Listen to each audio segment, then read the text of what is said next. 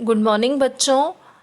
आज 8th की science की वर्कशीट आई है आपकी, वर्कशीट नंबर 12। डेट है आज 11 नवंबर। आज की वर्कशीट में हमें धातुओं के रासायनिक गुणों के बारे में बताया गया है। पिछली जो वर्कशीट हमने पढ़ी उसमें धातुओं के भौतिक गुणों के बारे में हमने पढ़ा था। चलिए वर्कशीट शुरू करें। आज हम धातुओं के रासायनिक गुणों के बारे में जानेंगे। ऑक्सीजन के साथ अभिक्रिया। धातुएं ऑक्सीजन से अभिक्रिया कर धातु ऑक्साइड बनाती हैं। धातु प्लस ऑक्सीजन धातु ऑक्साइड। ऑक्सीजन से रिएक्ट करती हैं धातुएं, अभिक्रिया करती हैं और धातु ऑक्साइड बनाती हैं। जैसे मैग्नीशियम है, जैसे देखिए ये मैंने मैग्नीशियम लिखा है यहाँ। मैग्नीशियम जब ऑक्सीजन से अभिक्रिया करता है तो क्या बनता है? Magnesium oxide. तो मैग्नीशियम एक धातु है, धातु ने ऑक्सीजन से अभिक्रिया करके धातु ऑक्साइड बनाया। पिछली कक्षा में हमने जाना कि मैग्नीशियम रिबन को वायु जब में जलाने पर सफ़ेद रंग की राख के रूप में मैग्नीशियम ऑक्साइड बनता है। मैग्नीशियम रिबन को वायु में जलाने से पहले हम क्लीन भी करते हैं रेग मार्क से कि उस पर अगर कोई मैग्नीशियम ऑक्साइड की लेयर है या अवांछनीय अशुद्धियाँ हैं तो वो हट जाएं, ठीक है। उसके बाद हम मैग्नीशियम रिबन को जब वायु में जलाते हैं तो वायु में ऑक्सीजन की के साथ अभिक्रिया करके सफ़ेद रंग की राख बनती है जिसे हम मैग्नीशियम ऑक्साइड बोलते हैं। लोहे की वस्तुओं को वायु में खुला रखने पर वह वायु की ऑक्सीजन व नमी से क्रिया कर आयरन ऑक्साइड बनाता है जिसे लोहे में जंग लगना कहते हैं। लोहे को आप आयरन भी बोलते हैं।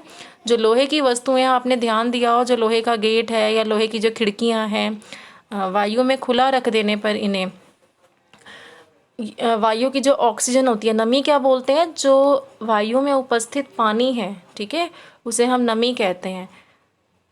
तो अगर ये हवा में खुला रख दी जाए लोहे की वस्तुएं तो ये ऑक्सीजन और नमी से क्रिया करके आयरन ऑक्साइड बनाती हैं और इसी आयरन ऑक्साइड को हम जंग कहते हैं। और जंग को हम रस्ट भी कहते हैं इंग्लिश में। आपको देखिए दो यहाँ अभिक्रिया दिखा रखी हैं। ये आयरन का सिंबल दिखाया हुआ है आपको। आयरन का सिंबल क्या होता है? Fe, प्रतीक जिसे हम बोलते हैं। ऑक्सीजन से अभिक्रिया दिखाई, फिर जल से अभिक्रिया दिखाई, क्या बन गया यहाँ? Iron oxide Fe2O3। इसी तरीके से जब मैग्नीशियम एक धातु है, उसने ऑक्सीजन से अभिक्रिया करी तो यहाँ क्या बन गया? Magnesium oxide. यहाँ देखिए आपको क्या दिया गया है। जब कॉपर के बर्तन को लंबे समय तक नम वायु में खुला रखा जाता है तो उस पर एक हल्की हरी परत जम जाती है। यह हरा पदार्थ कॉपर हाइड्रोक्साइड और कॉपर कार्बोनेट का मिश्रण है। अभिक्रिया दी हुई है। आपने ध्यान दिया हो बेटा, कॉपर के जो बर्तन होते हैं अगर आप उसको नम वायु में खुला रख दें, ठीक है, नमी वाली वायु में अगर हम रख दें तो उस पर एक हरी परत सी जमती है। और ये हरी परत क्या है? कॉपर हाइड्रोक्साइड और कॉपर कार्बोनेट का मिश्रण। देखिए यहाँ आपको जो अभिक्रिया दिखाई गई है, यहाँ ये कॉपर दिखाया गया है, नम वायु जिसमें पानी की उपस्थिति हो, तो यहाँ वाटर है, ये H2O क्या होता है? पानी। ये कार्बन डाइऑक्साइड है और ये क्या है? ऑक्सीजन। तो इससे अभिक्रिया जब हुई तो क्या बना? कॉपर हाइड्रोक्साइड और कॉपर कार्बोनेट, इसका मिश्रण बना। और ये क्या है? हाइड्रोक्साइड और copper carbonate, copper hydroxide plus copper carbonate, ये एक हरे रंग का पदार्थ है जो हमें कॉपर के बर्तनों पर अगर लंबे समय तक उसे नम वायु में रख दें तो देखने को मिलता है, ये हरे रंग का पदार्थ। अब एक आपको क्रियाकलाप के द्वारा बताया गया है कि धातु के जो ऑक्साइड होते हैं इनकी प्रकृति अम्लीय है या क्षारीय। जैसे ऊपर हमने देखा यहाँ मैग्नीशियम ऑक्साइड बना था। अगर मुझे इसका प्रकृति जाननी है कि अम्लीय है कि क्षारीय, तो कैसे जांच करेंगे? लोहे की जंग जिसे आप रस्ट भी कहते हैं वो लेंगे हम टेस्ट करने के लिए। और हल्दी पेपर एक सूचक की तरह हम ले सकते हैं। लिटमस पेपर भी सूचक। सूचक किन्हें कहते हैं? जिनसे हम चेक करते हैं किसी की भी प्रकृति अम्लीय है या क्षारीय, वो क्या कहलाते हैं? सूचक। और हम टेस्ट ट्यूब लेंगे। रस्ट को हमने एक टेस्ट ट्यूब में इकट्ठा किया, उसको पानी में घोल लिया। रस्ट पानी में नहीं घुल पाता है तो आप रस्ट की जगह मैग्नीशियम ऑक्साइड ले सकते हैं, ठीक है। हम क्या करेंगे? मैग्नीशियम रिबन हम लेंगे और वही जो मैंने आपको समझाया कि उसे हम पहले क्लीन करेंगे, फिर हम वायु की उपस्थिति में उसे जलाएंगे तो मैग्नीशियम रिबन वायु में जलने पर एक सफ़ेद रंग की राख देगा जो मैग्नीशियम ऑक्साइड है, ठीक है। फिर इसी मैग्नीशियम ऑक्साइड को हम पानी में घोलेंगे और उसको हम थोड़ी देर तक हिलाएंगे, मिश्रण को थोड़ी देर तक हिलाएंगे। फिर हम इसे सूचक से टेस्ट करके देखेंगे कि इसकी प्रकृति अम्लीय है या क्षारीय।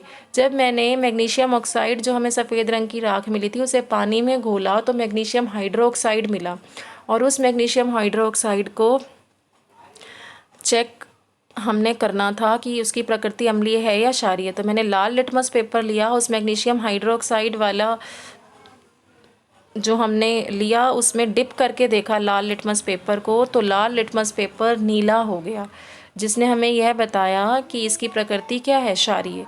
और हल्दी से अगर मैं इसको टेस्ट करूं तो हल्दी के सूचक को ये क्या कर देगा, लाल। आपने देखा होगा बच्चों, जब किसी कपड़े पर हल्दी गिर जाती है और उस पर जब हम साबुन लगाते हैं तो वो दाग कैसा हो जाता है, लाल रंग का हो जाता है, क्योंकि साबुन भी क्या है, प्रकृति में क्षारीय है। ठीक है, तो हल्दी के सूचक को क्या कर देगी, लाल कर देती है। अतः हम कह सकते हैं कि जो भी धातु के ऑक्साइड है उनकी प्रकृति कैसी है, क्षारीय प्रकृति के होते हैं। अब आपको आगे जल के साथ अभिक्रिया समझाई गई है। ये जो हमने मैग्नीशियम रिबन का पढ़ा, इस पर मैंने एक छोटा सा वीडियो भी बनाया है प्रैक्टिकल का, वो भी मैं आपको भेजूंगी, आप उससे भी और अच्छे से समझ पाएंगे। अब जल के साथ अभिक्रिया में क्या बताया, धातुएं जल से अभिक्रिया कर धातु ऑक्साइड बनाती हैं और हाइड्रोजन गैस उत्सर्जित होती है। उत्सर्जित मतलब निकलती है। धातु प्लस जल धातु ऑक्साइड बनते हैं और हाइड्रोजन। ये देखिए यहाँ मैंने जैसे मैग्नीशियम धातु ली, जब हमने इसे वाटर जल जिसे H2O बोलते हैं उससे अभिक्रिया कराई तो मैग्नीशियम ऑक्साइड बना प्लस हाइड्रोजन गैस H2 जो है वो उत्सर्जित हुई। आगे पढ़ते हैं। सोडियम धातु बहुत अधिक अभिक्रियाशील होती है। यह ऑक्सीजन और जल के साथ बहुत तेजी से अभिक्रिया करती है, जिसमें बहुत अधिक ऊष्मा उत्पन्न होती है, इसलिए सोडियम को मिट्टी के तेल में रखा जाता है। क्वेश्चन पूछ लिया जाता है सोडियम को मिट्टी के तेल में क्यों रखते हैं, क्योंकि सोडियम जो है वो बड़ी अभिक्रियाशील धातु है। ठीक है, ऑक्सीजन के साथ जल्दी से अभिक्रिया करेगी, जल के साथ जल्दी से अभिक्रिया करेगी और ऊष्मा इसमें निकलती है, बहुत अधिक ऊष्मा उत्पन्न होती है, इसलिए हम इसे मिट्टी के तेल में रखते हैं।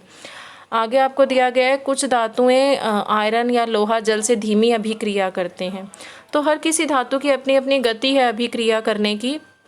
आयरन है, ये जल से धीमी अभिक्रिया करता है। सोना जल के साथ कोई अभिक्रिया नहीं करता। अतः हम ये कह सकते हैं कि सभी धातुएं जल के साथ अलग अलग गति से अभिक्रिया करती हैं। अब इस वर्कशीट के क्वेश्चन आंसर देख लेते हैं। स्वयं को जांचिए।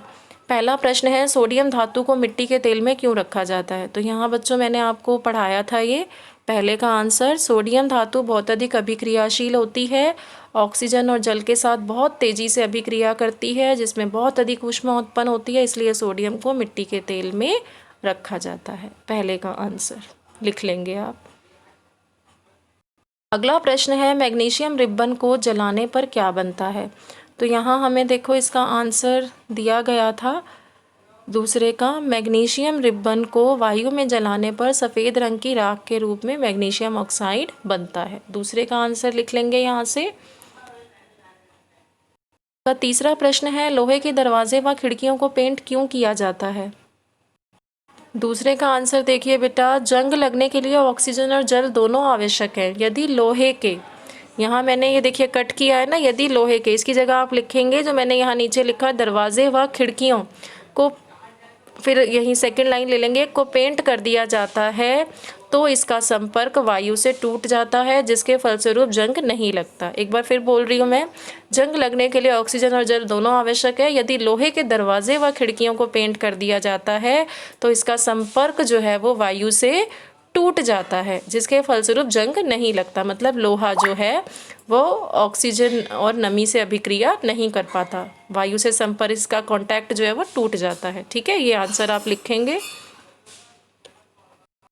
लास्ट आपका फोर्थ प्रश्न है धातु के ऑक्साइड की प्रकृति कैसी होती है। तो इसका आंसर है क्षारीय। धातु के ऑक्साइड की प्रकृति क्षारीय होती है। अब आप इस वर्कशीट के क्वेश्चन आंसर कर लीजिए।